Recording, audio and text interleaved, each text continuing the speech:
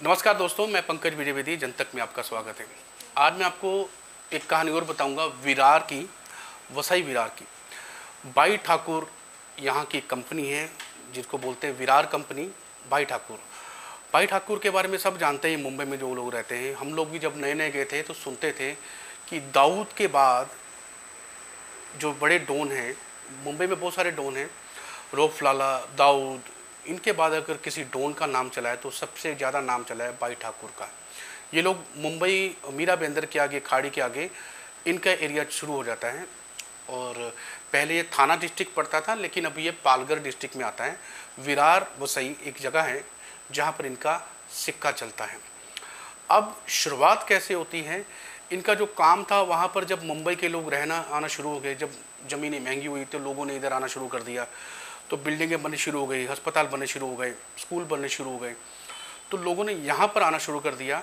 और ये लोग क्या करते थे, बहुत सस्ते दामों पे ज़मीनें लेके, क्योंकि इनकी तूती बोलती थी, जिसने ज़मीन सस्ते पे दी नहीं तो हम कब्जा कर लेते थे। तो ये लोग कब्जा कर लेते थे। तो इन्होंने एक बैंक लैंड, जिसको बोलते हैं ना, लैंड बैंक बना लिया था। लोग बैंक बनाते हैं, इन्होंने कैश बैंक बनाते हैं, इन्होंने लैंड बैंक बना लिया था। अब पूरा का पूरा वसई विरार इनका था और इनकी तूती बोलती थी। अगर कोई वहाँ से बिल्डर भी दूर से आता था बनाने के लिए, तो ये उसको बहुत महंगे दामों पे जगह देते थे, क्योंकि जगह तो उन्होंने बहुत सस्ते दामों में ली थी जब कब्जे के लिए होती थी। जगह देते थे और उसको बोलते थे कोई परेशानी भी आए तो हम बैठे हैं, कोई यहाँ पर टेंशन लेने की ज़रूरत नहीं है। अब उसको सुरक्षा भी मिल जाती थी, बिल्डर को उसका काम भी चलता था। अब कानून व्यवस्था जो जहाँ पर थी, इन्होंने उस समय क्या होता था कि सिर्फ एक कमिश्नर बैठते थे थाना के, और वो अर्बन के थे, और इस एरिया में सिर्फ एक डीएसपी बैठता था, वो बैठते थे थाना में। अब विरार में वो बैठते नहीं थे। अब विरार से थाना जाने के लिए कम से कम आपको उस समय 1 से आधा दिन लग जाता था, क्योंकि सीधा रास्ता है नहीं। ट्रेन से लोग सफ़र करते हैं, उससे वो अब आधे घंटे में पहुंच जाते हैं, 1 घंटे में। लेकिन बाई रोड थाना से और बाई ट्रेन कनेक्टिविटी नहीं है। अगर कनेक्टिविटी है तो पहले आपको दादर जाना पड़ेगा, फिर दादर से आपको थाना जाना पड़ेगा। तो लोग जब इधर से बाई रोड जाते थे तो कम से कम आपको आधे से पौना दिन लग जाता था थाना पहुंचने में। और इनके लिए भी ये चीज़ें बहुत आसान थी। एक डीसीपी या टीएसपी रैंक से आदमी, कोई रैंक के आदमी कोई मैनेज करना था, वो ये कर लेते थे, इन्होंने कर लिया था। अब इनके आगे कोई बोलता नहीं था। इन्होंने कोई ऐसा काम नहीं है जुर्म की दुनिया का जो वो नहीं किया वहाँ पर। शुरुआत होती है नेपाल में। पहले बाई ठाकुर एक बार पकड़े गए थे। सुभाष सिंह ठाकुर को आप जानते ही हो। सुभाष सिंह ठाकुर बहुत बड़े डॉन हैं हिंदुस्तान के, उनकी तूती बोलती हैं। ज़्यादा उनके बारे में नहीं बताऊंगा, आप उनके बारे में देख लेना, पढ़ लेना, आपको बहुत सारी स्टोरी मिल जाएगी उनके लिए। उनके साथ ये नेपाल बॉर्डर पर पकड़े गए थे, तिहाड़ जेल में रहे, इनको उम्र कैद हुई। और सुभाष सिंह ठाकुर ने बोला था कि मैंने 500 मर्डर की क्लेम किया था, वो भी उम्र कैद की सज़ा भुगत रहे हैं तिहाड़ में। लेकिन इनकी जो इन्वॉल्वमेंट थी उसमें कम थी, तो इनको बेल मिल जाती है। अब बेल मिल जाती है तो ये अभी रिटायर हैं, आपको बता दूं। अभी ये किसी क्रिमिनल एक्टिविटी में शामिल नहीं है, ना ही होते, लेकिन इनका नाम ही बहुत है, लोग इनसे नाम से ही काम जाते हैं। अब विरार वसई पूरा इनका था।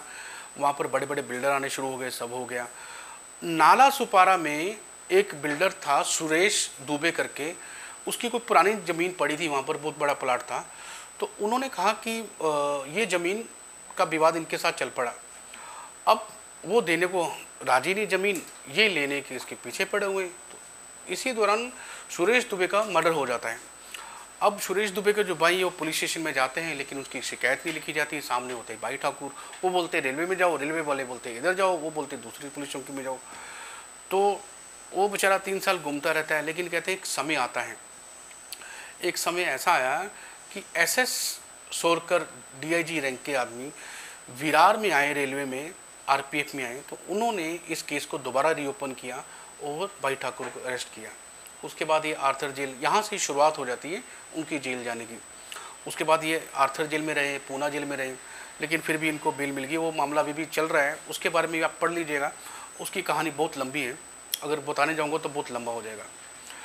ऐसे करते करते एक बिल्डर था, दीवान हाउसिंग कंपनी, बहुत पुराना बिल्डर था, उनके साथ इनके अच्छे संबंध थे। ये बेनामी कंपनियों में पैसा लगाते ही थे। तो करते करते दीवान हाउसिंग कंपनी, आपको थोड़ा बता दूं, HDIL, पंजाब महाराष्ट्र बैंक का जो अभी पिछले दिनों घोटाला हुआ था 6,500 करोड़ का, उसमें ये शामिल थे दीवान हाउसिंग कंपनी। और ईडी ने इनके बैंक अकाउंट अभी सील कर दिए हैं और इनका जो बंगला है विरार में वो भी सील कर दिया है। और आपको बता दूं 10,000 एकड़ ज़मीन इनकी जो ईडी ने अभी बाई ठाकुर की और दीवान हाउसिंग कंपनी की सील करी हुई है। और इस ज़मीन की जो कीमत होगी आज की तारीख में कम से कम 5,000 करोड़ रुपया होगी, वो सील है आज की तारीख में। लेकिन ये विरार वसई के लिए बहुत छोटी बात है, बहुत बड़ी बड़ी ज़मीनें हैं वहाँ पर। तो विरार वसई तो पूरा बस गया, अब लोगों को घर वहाँ पर सस्ते मिलने शुरू हो गए। अब जो था वहाँ पर जब बिल्डर आने लगे तो इनसे ज़मीनें वो ऊँचे भाव पे लेते, तो ये बोलते भाई ठीक है आप ज़मीन लो, बिल्डिंग बनाओ, बाकी काम हमारा, हम देखेंगे। अब उसको संरक्षण भी मिल जाता, बिल्डर की पहली चॉइस बन गई विरार वसई।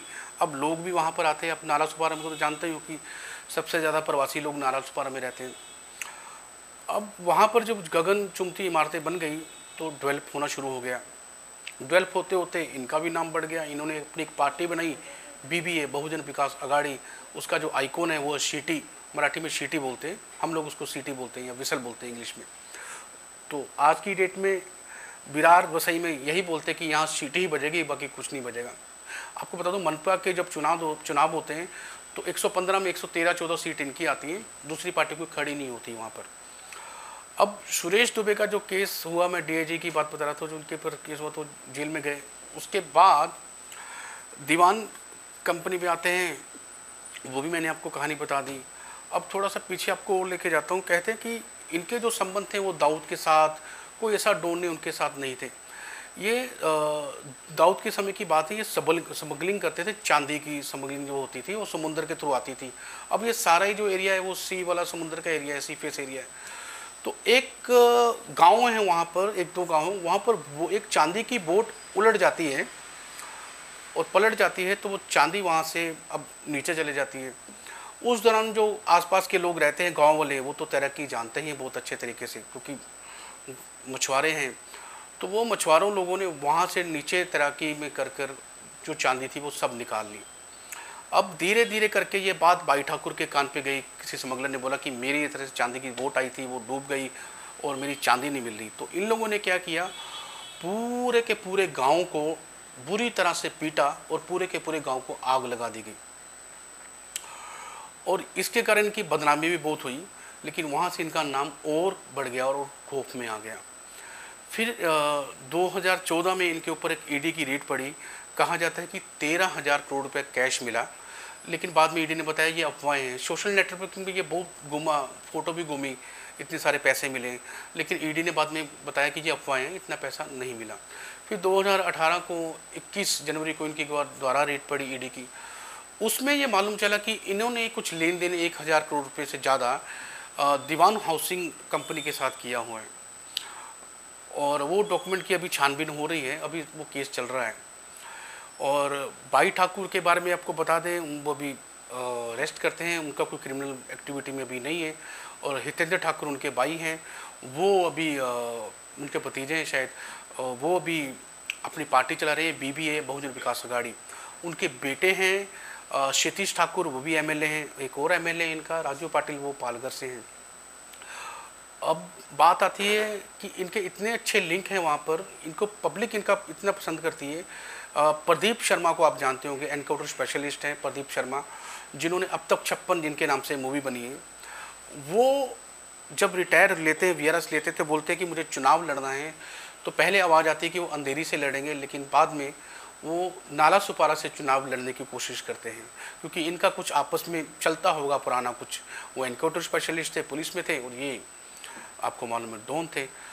तो तब हितेंद्र ठाकुर ने इनको बोला भी था कि बेटा आप जहाँ पर आए हो, जिस जगह पे नौकर बन के आए हो, हम यहाँ के मालिक हैं, जीत नहीं पाओगे।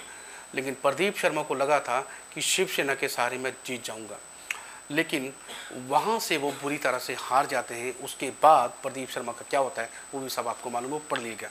ये कहानी थी अभी वसई विरार के बाई ठाकुर की। अभी ये मैंने थोड़ा आपको हेडलाइन बताइए, पूरा संक्षेप में आपको अगले एपिसोड में बताऊँगा। नमस्कार, मैं पंकज बेदी।